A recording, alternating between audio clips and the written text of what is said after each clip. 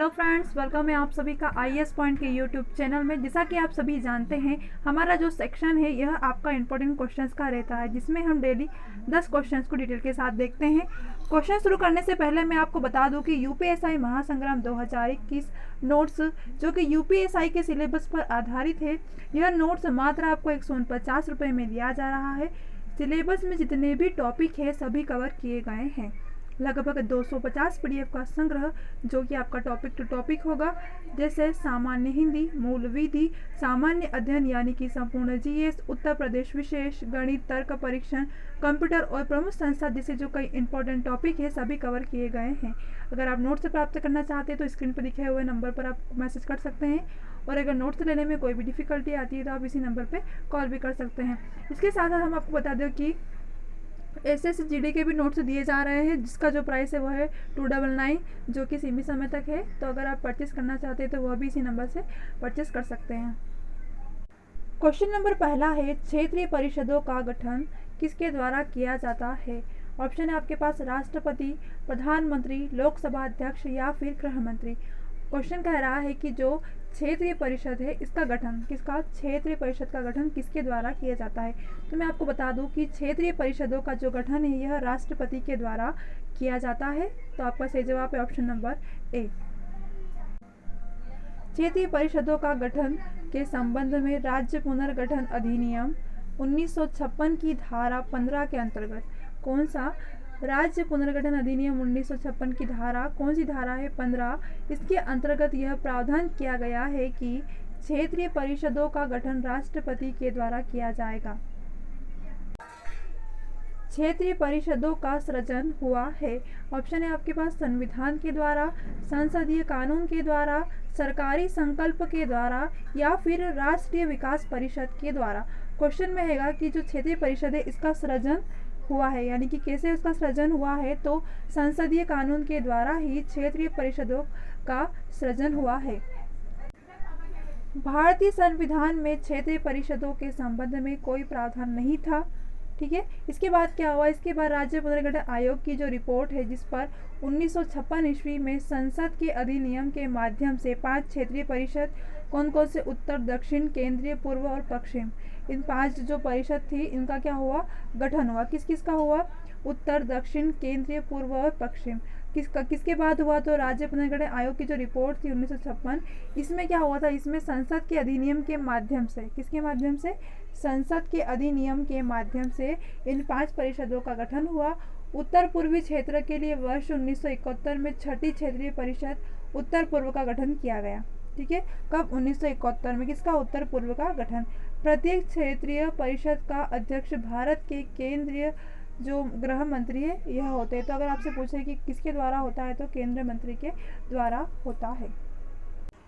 अगला क्वेश्चन है, क्षेत्रीय परिषदों का गठन के माध्यम से किस वर्ष हुआ था? यानी कि जो क्षेत्रीय परिषद है इसका गठन किस वर्ष हुआ था? तो ऑप्शन है आपके पास 1950 ईस्वी, 1951 ईस्वी, 1956 ईस्वी या फिर 1957। आपको बता दो इसका जो सही जवाब है वह है ऑप्शन नंबर सी, यानी कि क्षेत्रीय परिषद का गठन 1956 ईस्वी में किया गया था। अगला क्वेश्चन है, अंतर्राष्ट्रीय परिषद का गठन संविधान के किस अनुच्छेद के अंतर्गत किया गया है? अनुच्छेद 293, अनुच्छेद 280, अनुच्छेद 263 या फिर यह गैर संवैधानिक संस्था है? आपको बता दो कि अंतर्राष्ट्रीय परिषद का जो गठन है यह संविधान के 263 अनुच्छेद के अंतर्गत किया गया है। तो आपका जो सही जवाब है वह क्या आएगा? ऑप्शन नंबर सी, यानी कि अनुच्छेद 263। आइए देखते हैं, अंतर्राज्यीय परिषद एवं संवैधानिक संस्था है। क्या है यह? एक संवैधानिक संस्था है।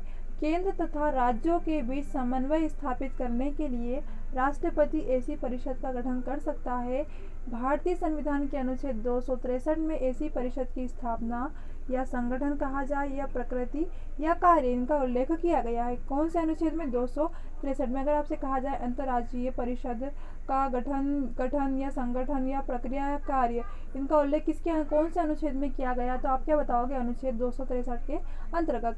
अब देखो, परिषद के प्रमुख कार्य क्या होता है? तो इसका जो प्रमुख कार्य होता है यह है कि राज्य तथा केंद्र के मध्य 2 जो विवाद हो उनकी जांच कर उचित सलाह देना, राज्य तथा केंद्र के समान लाभ से संबंधित विषयों पर अनुसंधान करना, उपरोक्त विषयों के बारे में उत्तम समन्वय हेतु कार्यवाही की सिफारिशें करना। अनुच्छेद 263 के अंतर्गत यह वर्णन है कि यह परिषद एक परमशदात्री संस्था के रूप में कार्य करेगी। तो सिंपल सी बात है, अगर आपसे पूछा जाए कि जो अंतर्राज्यीय परिषद संस्था है इसके अंतर्गत स्थापना, संगठन, प्रक्रिया और कार्य, इसका उल्लेख कौन से अनुच्छेद में है? तो अनुच्छेद 263 में। इसके साथ साथ संवैधानिक संस्था है, तो जो अंतर्राज्यीय परिषद है यह क्या, एक संवैधानिक संस्था है। अगला क्वेश्चन है, अंतर्राज्यीय परिषद का निर्माण होता है। ऑप्शन है आपके पास संवैधानिक प्रावधान द्वारा, संसदीय कानून के द्वारा, योजना आयोग जिसे नीति आयोग कहा जाता है इसकी अनुशंसा पर, या फिर मुख्यमंत्री सम्मेलन द्वारा स्वीकृत संकल्प पर। अब पूछा है जो अंतर्राज्यीय परिषद है इसका निर्माण किस तरीके से होता है। तो मैं आपको बता दूं, हमने अभी देखा यह एक संवैधानिक संस्था है, तो आपका जो ऑप्शन नंबर है वह सही होगा, यानी कि संवैधानिक प्रावधान के द्वारा। अगला क्वेश्चन है, निम्नलिखित में से किस आयोग या समिति ने अंतर्राज्यीय परिषद के गठन की सिफारिशें की थी। ऑप्शन है आपके पास राजमन्नार आयोग, फजल अली आयोग, स्वर्ण सिंह आयोग या फिर सरकारिया आयोग। क्या कह रहा है कि कौन सा आयोग है जिसने अंतर्राज्यीय परिषद गठन की सिफारिश की थी। सिफारिश का पूछा है तो आपका जो सही जवाब है वह क्या आएगा, ऑप्शन नंबर डी, यानी कि सरकारिया आयोग के द्वारा अंतर्राज्यीय परिषद का गठन की क्या की थी, सिफारिश की गई थी।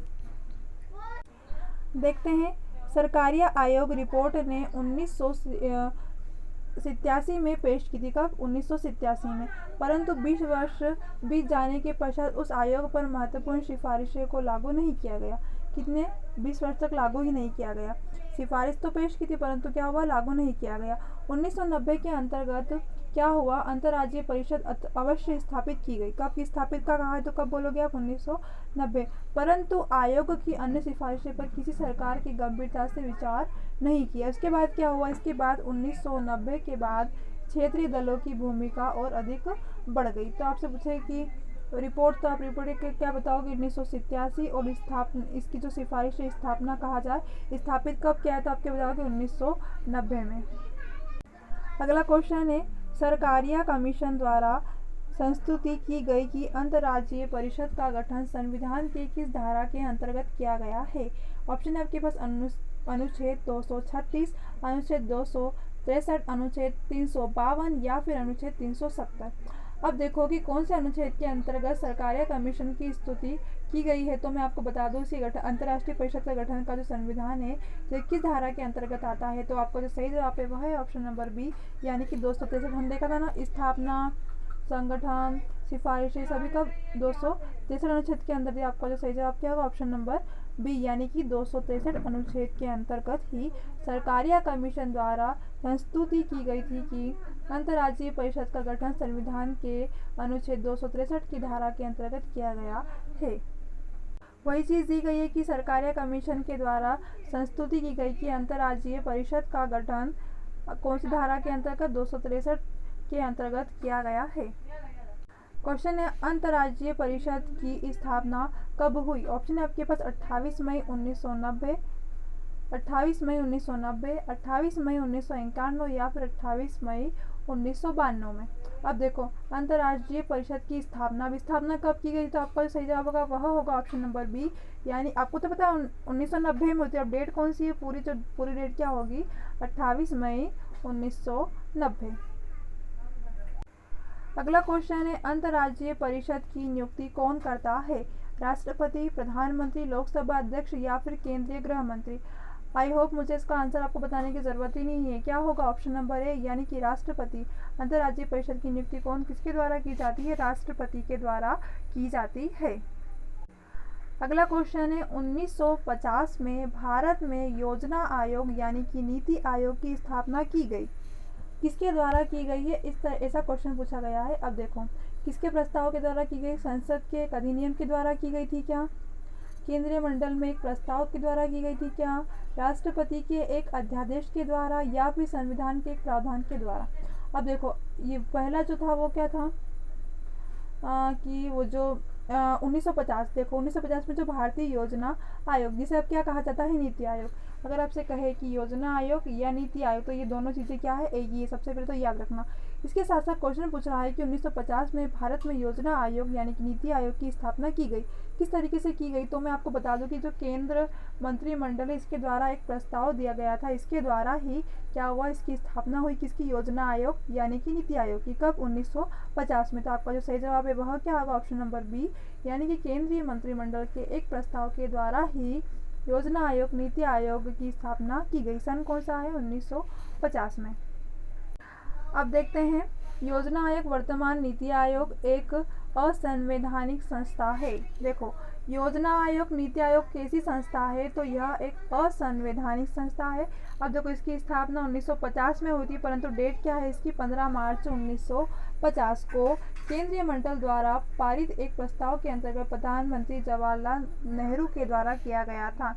देखो, यह भी लाइन इंपॉर्टेंट है कि योजना आयोग, नीति आयोग किसके द्वारा पारित की गई थी, तो किसके अंतर्गत, प्रधानमंत्री जवाहरलाल नेहरू के द्वारा किया गया था इसे प्रस्ताव। ठीक है, यह एक परामर्शदात्री संस्था है। कौन सी संस्था है, एक तो दात्री संस्था है और असंवैधानिक संस्था है। प्रधानमंत्री इसका पदेन अध्यक्ष होता है, किसका, योजना आयोग या नीति आयोग। अभी कौन नीति आयोग, हमारे नरेंद्र मोदी, आप सभी जानते हैं। अब इसके स्थान पर योजना आयोग, नीति आयोग की स्थापना कर दी गई। पहले क्या था, योजना आयोग, इसके बाद इसे क्या नाम दिया गया, नीति आयोग कर दिया गया। ठीक है, तो आपको वो याद रखना, योजना आयोग का है या नीति आयोग का है, दोनों चीज़ें एक ही। कब इसकी स्थापना हुई, 15 मार्च 1950। यह कैसी संस्था है, तो यह एक असंवैधानिक संस्था है। इसके साथ साथ परामर्शदात्री संस्था भी है। प्रधानमंत्री इसका कौन होता है, तो प्रधानमंत्री इसका पदेन अध्यक्ष होता है। किसका होता है, योजना आयोग, नीति आयोग का। ठीक है, चलिए आज से क्वेश्चन हमारे यहीं पर खत्म होते हैं। अगर किसी भी क्वेश्चन में कोई भी डिफिकल्टी आई हो तो वह आप हमसे कमेंट सेक्शन में ज़रूर पूछें। चलिए मिलते हैं तब अगली क्लास में, तब तक के लिए आप सभी को बेस्ट ऑफ लक।